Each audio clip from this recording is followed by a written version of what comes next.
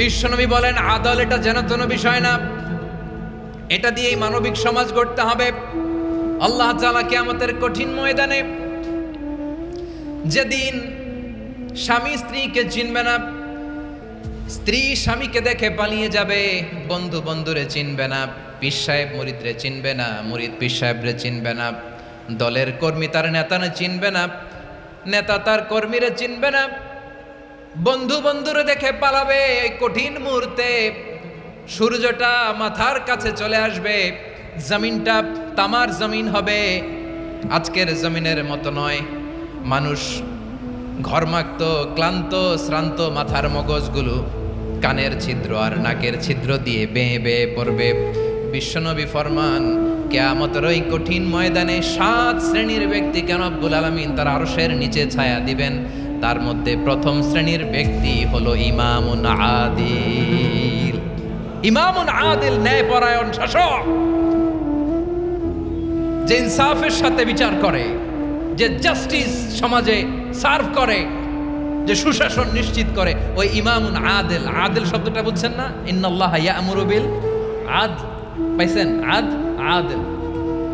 7 শ্রেণীর ব্যক্তিকে আল্লাহ তাআলা সুশীতল আরশের নিচে ছায়া দিবেন, যেদিন তার দেয়া ছায়া ছাড়া কোনো ছায়া থাকবে না। এর প্রথম হচ্ছে ইমামুন আদিল, ন্যায়পরায়ণ শাসক। চিল্লায় বলেন সুবহানাল্লাহ।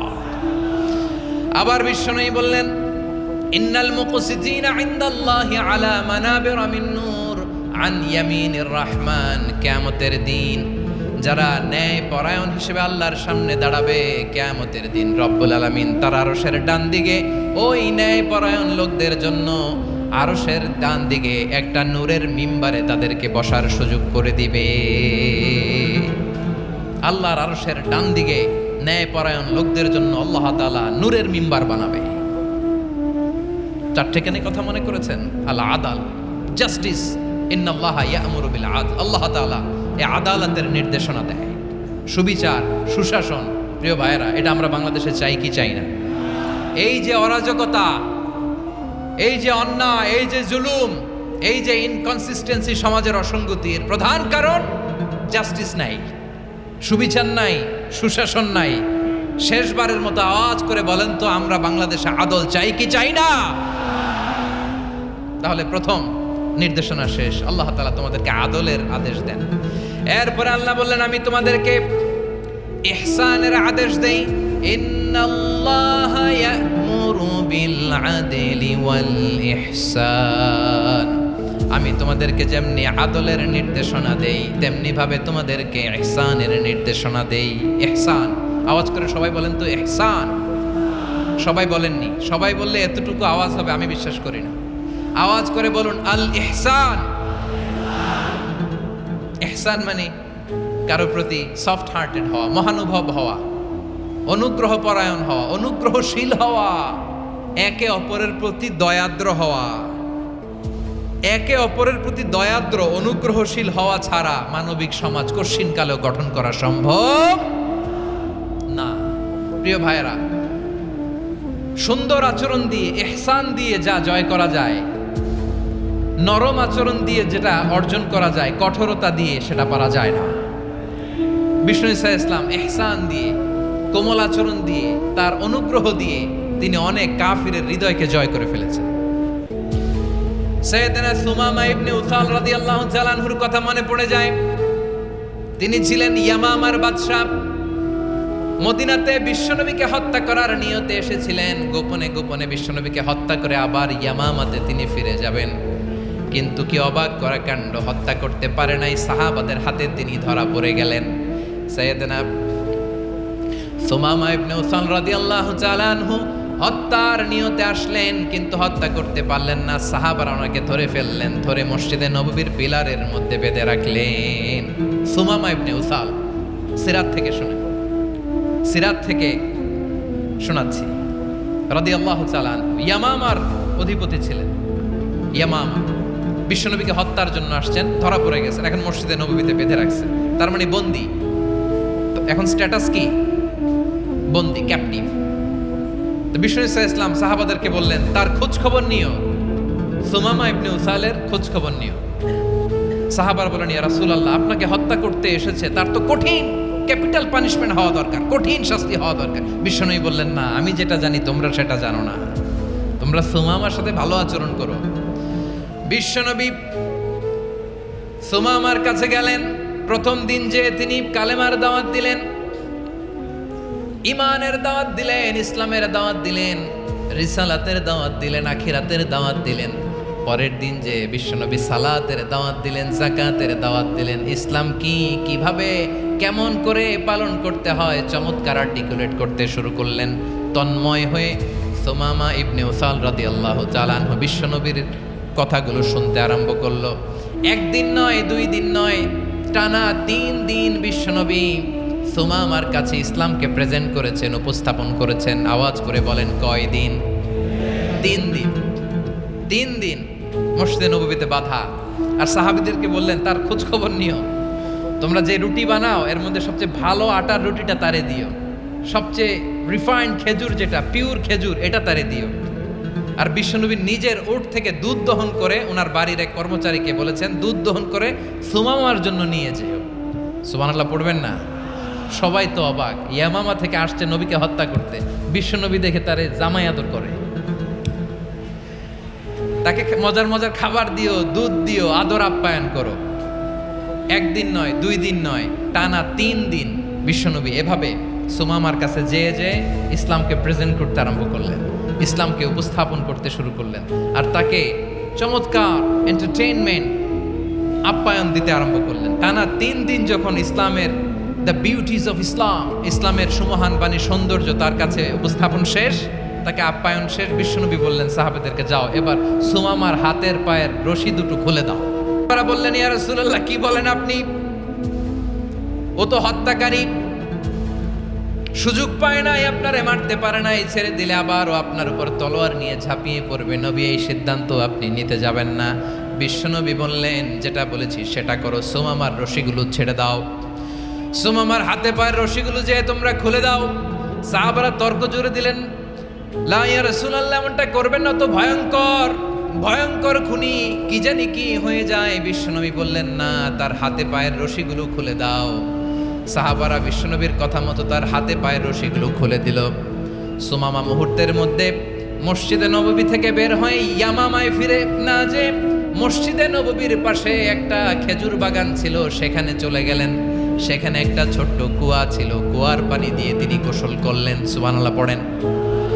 কুয়ার পানি দিয়ে গোসল করে মসজিদে নববীর সামনে এসে বিশ্বনবী এবং সাহাবাদের সামনে দাঁড়িয়ে সাব্বাবা উঁচু করে বললেন, আশহাদু আল্লা ইলাহা ইল্লাল্লাহ ওয়া আশহাদু আন্না মুহাম্মাদান আবদুহু ওয়া রাসূলুহু। আল্লাহু আকবার। আমি সাক্ষ্য দিচ্ছি আল্লাহ ছাড়া কোনো ইলাহ নাই, আর মুহাম্মদ আল্লাহ তাআলার প্রেরিত বান্দা এবং রাসূল। প্রিয় ভাইয়েরা, ইহসান দিয়ে যা জয় করা যায়, কঠোরতা দিয়ে সেটা কঠিনকালেও জয় করা যায় না। আওয়াজ করে বলেন, ঠিক কি না? এবার সুমামা দাঁড়িয়ে বলে, ওগো নবী, আমি তো কালিমা পড়ে মুসলমান হয়ে গেলাম, এবার শোনেন, এই মুহূর্তের আগে আপনার চেহারার চাইতে নিকৃষ্ট কোনো চেহারা আমার কাছে ছিল না, কিন্তু শাহাদা পাঠ করার পরে আপনার চেহারার চাইতে উত্তম শ্রেষ্ঠ কোনো চেহারা আমার কাছে আর নাই। ও নবী, আজকের দিনের আগে ইসলাম ধর্মের চেয়ে নিকৃষ্ট অপছন্দনীয় কোনো ধর্ম আমার কাছে ছিল না, কিন্তু এই মুহূর্ত থেকে ইসলামের চেয়ে সেরা শ্রেষ্ঠ পছন্দনীয় কোনো ধর্ম আমার কাছে নাই। নবী গো, আজকের দিনের আগে মদিনার চাইতে অপছন্দনীয় নিকৃষ্ট কোনো শহর আমার কাছে ছিল না, কিন্তু এই মুহূর্তের পর থেকে মদিনার চাইতে কোনো শ্রেষ্ঠ শহর আমার জানা নাই। সে ছিল গমের বড় ডিলার, গম বেচতো। কি বেচতো? তার গম কিনে মক্কার লোকেরা রুটি খাইতো। সে ঘোষণা দিল, আজকে থেকে মক্কাবাসীদের জন্য সব গম আমি হারাম করে দিলাম, মক্কাবাসী এখন না খেয়ে মরে। সুবহানাল্লাহ পড়বেন না? মক্কাবাসী বিশ্বনবীর কাছে আসলেন, এসে বললেন, মুহাম্মদ, আমরা তো তোমার ভাই, তোমার চাচা, তোমার ভাতিজা, তোমার আত্মীয়, তুমি সুমামারে বলো সে যেন আবার গমের সাপ্লাই মক্কার জন্য অনুমতি দিয়ে দেয়। বিশ্বনবীর অনুমতি ক্রমে সুমামা আবার মক্কাতে গম পাঠাতে শুরু করলো। পড়েন সুবহানাল্লাহ। ইহসান, ইহসান দিয়ে আপনি যেটা জয় করতে পারবেন, you can win the heart of your enemies. ইহসান দিয়ে আপনি আপনার শত্রুর হৃদয়কে জয় করতে পারবেন। আওয়াজ করে বলেন, ঠিক কি না? এজন্য আল্লাহ বললেন, وأنفقوا في سبيل الله ولا تلقوا بأيديكم إلى التهلكة وأحسنوا إن الله يحب المحسنين তোমরা আল্লাহর রাস্তায় দান করবে আর নিজেরা নিজেদেরকে ধ্বংসের হাতে ঠেলে দিও না। তোমরা একে অপরের প্রতি ইহসান করবে, কারণ ইহসানকারীদেরকে আল্লাহ বড্ড ভালোবাসেন। সুবহানাল্লাহ পড়েন। আবার সূরা রহমানে আল্লাহ বললেন, হাল জাযাউল ইহসানি ইল্লাল ইহসান ফাবিআইয়ি আলা, সবাই পড়েন, ফাবিআইয়ি আলাই রাব্বিকুমা তুকাযযিবান। ইহসানের প্রতিদান হিসেবে ইহসানি হয়। বিশ্বনবী সুমামার প্রতি যেমন ইহসান করেছেন, সুমামাও ঠিক তেমন ইহসান ফিরিয়ে দিয়েছে। ঠিক কিনা বলেন? তাহলে এক নম্বরে হচ্ছে আদ, ন্যায় বিচার। দুই নম্বরে সবাই বলেন ইহসান, সদাচরণ। ইহসান দুই ধরনের প্রিয় ভাইরা, ইহসান ফিল ইবাদা, ইহসান ফিল মুআমালা। ইহসান ফিল ইবাদা হচ্ছে একাগ্র অনুভবে ইবাদতে ডুব দেওয়া, এর নাম ইবাদতের ইহসান। সুবহানাল্লাহ পড়ে। বিশ্বনবী বলেন ইহসান মানে কি জানো নাকি? হাদিসে জিবরিলে সাইয়েদনা জিবরিল আলাইহিস সালাম বিশ্বনবীকে বললেন, আখবিরনি আনিল ইহসান। নবী আমাদেরকে বলেন ইহসান মানে কি?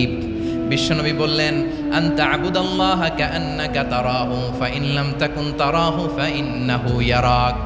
ইহসান মানে হলো এমন ভাবে তুমি আল্লাহর সামনে নিজেকে উজাড় করে ইবাদত করবে, তুমি ভাববে তুমি আল্লাহকে দেখতে পাচ্ছ। আর এটা যদি ভাবা তোমার জন্য কঠিন হয়ে যায়, অন্তত এতটুকু তুমি ভাববা যে আল্লাহ তোমাকে দেখতে পাচ্ছেন। ঠিক কিনা বলেন? ও আমার বীর চট্টলার ভাইয়েরা, কেউ যেটা দেখে না সেটা দেখে কে? এই বিশ্বাস হৃদয়ের মধ্যে আছে? নামাজে যখন দাঁড়ান এই ফিলিংসটা আনা যাবে? হ্যাঁ, এশার সালাত তো এখনো হয় নাই না? আলোচনা শেষে এশার সালাত এখানে অনুষ্ঠিত হবে, তাই না? আচ্ছা বলুন তো, আমরা এশার সালাত পর্যন্ত বেঁচে থাকবো এই গ্যারান্টি আছে কার কার? হাত তোলেন। কয়েকজন হাত তুলছে পেছনে, না বুঝে তুলে ফেলছে। এশা পর্যন্ত যে আমরা হায়াত পাবো কোনো গ্যারান্টি আছে? সবাই আওয়াজ করে বলেন, গ্যারান্টি আছে? গ্যারান্টি নাই। এজন্য বিষ্ণু ইসলাম বলেছে, এমন ভাবে নামাজে দাঁড়াও, ইবাদত করো, মনে করো হতে পারে এটাই আমার জীবনের শেষ নামাজ। পারফর্ম দ্য সালাহ as if this is your last and final prayer. এমন ভাবে সালাতে দাঁড়াও, ভাবো হতে পারে এটাই তোমার জীবনের শেষ নামাজ। এমন ভাবে নামাজে দাঁড়াও, ভাবো এটাই শেষ নামাজ। তাহলে নামাজে একাগ্রতা বাড়ায় দিবে কে? ফলে ইবাদতের ইহসান আমাদের অর্জিত হবে। আর মুআমালাতে ইহসান হলো, বিশ্বনবী বলেন, ইন্নাল্লাহা তাবারাকা ওয়া তাআলা কাতাবাল ইহসানা আলা কুল্লি শাই ফাইদা কাতালতুম ফাআহসিনুল কিতলা ওয়া ইযা যাবাহতুম ফাআহসিনুয যাবহা ওয়ালিয়ুহিদ্দা আহাদুকুম শাফরাতাহু ওয়ালিয়ুরিহ যাবিহাতাহু। ইহসান দুই ধরনের। আওয়াজ করে বলতে হবে, কয় ধরনের? সবাই বলুন আওয়াজ করে, কয় ধরনের? একটা হচ্ছে ইহসান ফিল ইবাদা, ইবাদতে ইহসান। ইবাদতে ইহসান কি? একাগ্র অনুভব দিয়ে ইবাদত করা, মন প্রাণ দিয়ে ইবাদত করা। আর মুআমালাতে ইহসান কি? সব কাজে, দৈনন্দিন কাজে, কর্মে, সামাজিক অ্যাক্টিভিটিতে কোমলতা প্রদর্শন করা, অনুগ্রহের সাথে সবকিছু করা। আল্লাহ তাআলা, ইন্নাল্লাহা তাবারাকা ওয়া তাআলা কাতাবাল ইহসানা আলা কুল্লি শাই, তিনি সব কিছুর ব্যাপারে ইহসানকে আবশ্যক করেছেন।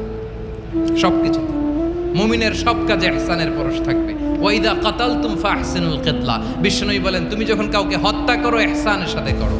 সুবহানাল্লাহ পড়বেন না? যখন হত্যা করো তখনও ইহসানের সাথে। আচ্ছা হত্যা করবো আবার ইহসান আসবে করতে করে, তো মেরেই ফেলবো আমি।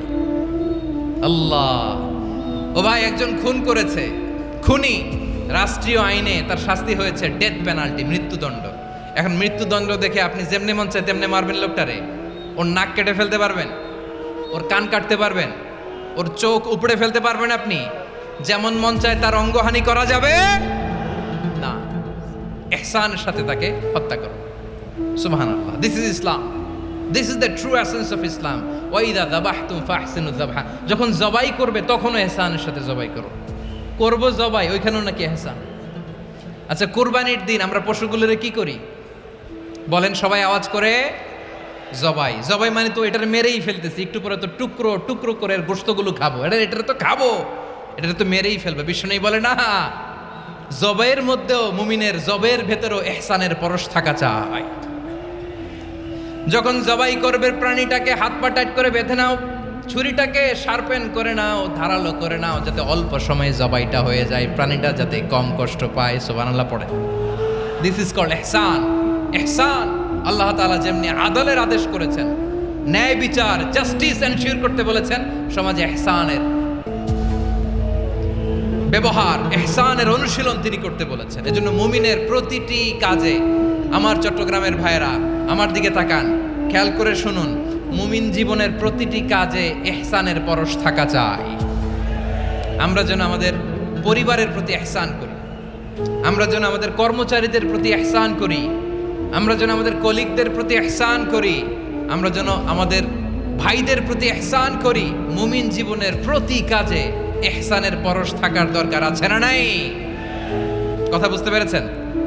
তাহলে আল্লাহ তাআলার 3টা আদেশ ছিল, কয়টা গেল? ভুলে গেছে, ভুলে গেছে চট্টগ্রাম। 3টা আদেশের মধ্যে কয়টা বললাম? প্রথমে কি ছিল? আদল। 2 নম্বরে, 3 নম্বরে রব্বুল আলামিন বললেন ওয়া ইতা ইদিল কুরবা, নিকটাত্মীয়দেরকে দান করো। নিকটাত্মীয়দেরকে দাও, যারা তোমাদের ব্লাড কানেকশনের আত্মীয় তাদেরকে তোমরা দাও। এখানে জেনারেলি বললেন দাও, কি দিব সেটা তিনি এখানে বলেন নাই, সেটা তিনি সূরাতুল ইসরার মধ্যে বলেছেন। আল্লাহ বলেন ওয়া আতিদাল কুরবা হাক্কা, নিকটাত্মীয়দেরকে তাদের অধিকার, তাদের প্রাপ্য তোমরা বুঝিয়ে দাও। দেখেন, একটা শান্তির সমাজ, একটা সমৃদ্ধ সমাজ, একটা মানবিক সমাজ গঠনের জন্য আল্লাহ তাআলা বেশি না, মাত্র 3টা অর্ডার, 3টা ভার্ডিক্ট তিনি জারি করেছেন। 1 নাম্বার সুশাসন, ন্যায় বিচার। 2 নাম্বার ইহসান। 3 নাম্বার নিকটাত্মীয়, যারা কাছের, তোমার ভেরি ক্লোজ রিলেশনশিপে আছে, তাদেরকে দাও। দাও, দিলে বাড়িয়ে দেয় কে? অনেকে দিতে চায় না, কৃপণতা করে। দিলে বাড়ায় দেয় কে? ওমিয়া মদিনার মধ্যে সবচাইতে গরিব সাহাবী ছিল বেলাল রাদিয়াল্লাহু তাআলা আনহু। ওনার এন্টায়ার অ্যাসেট, সম্পদের পরিমাণ কতদূর জানেন? একটা লুঙ্গি। বেলাল রাদিয়াল্লাহু তাআলা আনহু, ওনার টোটাল ওয়েলথের এস্টিমেশন হচ্ছে মাত্র একটা লুঙ্গি। একটা লুঙ্গি, টোটাল ওয়েলথ এস্টিমেশন, টোটাল সম্পদের পরিমাণ বেলাল রাদিয়াল্লাহু তাআলা আনহুর কি ছিল? কথা বোঝে নাই বোধহয়। কি ছিল? ওই বেলাল রাদিয়াল্লাহু তাআলা আনহুকে বিষ্ণু ইসলাম বলেছেন আনফিক ইয়া বেলাল, ও বেলাল তুমিও দাও। ওয়ালা তাখশা মিন যিল আরশি ইখলালা, আরশের অধিপতির তো কোনো ঘাটতি নাই, তুমি দিলে ওই আল্লাহ তোমারে বাড়ায় দিবে। এজন্য আমার প্রিয় ভাইয়েরা, দিলে কমে না, দিলে বাড়ে। অনেকে ধরে রাখে, নতুন কিছু নিতে পারে না, হাত দিয়ে যেটা ধরে রেখেছেন এটা দিয়ে দেন, বড় একটা ধরার সুযোগ পাবেন। জোরে বলেন ঠিক কিনা? ধরেন 5 কেজি ওজনের একটা ধরে রাখছেন, এখন 10, এটা না ছাড়লে 10 কেজি ধরতে পারবেন আপনি? আচ্ছা, 10 কেজির জিনিস একটা আছে হাতে, ওইটা যদি ছেড়ে দেন তাইলেই না 15 কেজি ধরতে পারবেন। কথা বলেন ঠিক কিনা? তাহলে দিলে বাড়িয়ে দেয় কে?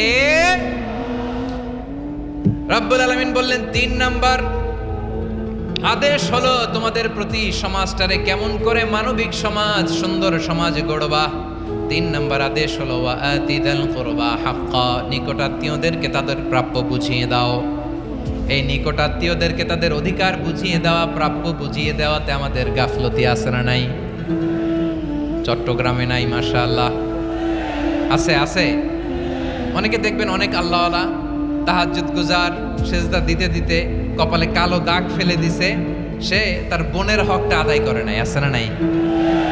হ্যাঁ, এখানেও আছে। সর্বনাশ।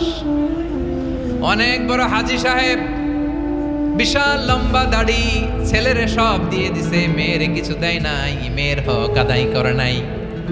আছে না নাই? এই হাজী সাহেবেরা, এই আল্লাহওয়ালারা কিয়ামতের ময়দানে আটকে যাবে। আপনি অন্যের অধিকার নষ্ট করেছেন, তাদের রাইটসকে ভায়োলেট করেছেন। এজন্য আল্লাহ তাআলা বলেন, কারো অধিকার যদি কেউ নষ্ট করে, ওই সমাজটা মানবিক সমাজ কঠিনকালেও হতে পারে না। এজন্য 3 নম্বর আল্লাহ বললেন ওয়া ইতা ইদিল কুরবা, নিকটাত্মীয়দেরকে দাও। কি দিবা তাদের অধিকার দিয়ে দাও, বোনের অধিকার বুঝিয়ে দাও, মেয়ের অধিকার বুঝিয়ে দাও, ফুফুর অধিকার বুঝিয়ে দাও। দেখবেন অনেক মায়েরা ছেলের পাতে মুরগির রান দেয়, মেয়ের পাতে দেয় মুরগির ঠ্যাং। এরকম আছে না নাই? ছেলেরা কি দেয় মুরগির, মেয়ের পাতে কি দেয়? তো মেয়ের কি মুরগির রান খেতে মনে চায় না? মনে চায় না?